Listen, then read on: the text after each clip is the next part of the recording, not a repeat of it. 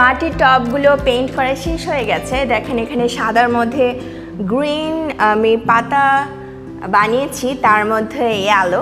So দেখতে কিন্তু অনেক সুন্দর লাগছে, কালারফুল লাগছে। সো এখানে হচ্ছে ব্লু এর মধ্যে কালারফুল পোকা বানিয়েছি। সো আমি আগেই বলেছি যে আমি পেইন্ট শিখিনি পেইন্ট করা, বাট আমি চেষ্টা করেছি সুন্দরভাবে করানোর। আর আপনি যদি হচ্ছে গিয়ে এগুলো পেইন্ট করে যে কোনো বাসার কর্নারে যদি রাখেন, দেখতে কিন্তু অনেক সুন্দর দেখাবে। সো দেখেন এটা হচ্ছে গিয়ে আমি বিভিন্ন কালার দিয়ে আমি পেইন্ট করেছি। সো খুব সুন্দর লাগছে, কালারফুল একটা টপ। আর এখানেও সেম আমি বিভিন্ন কালার ইউজ করেছি।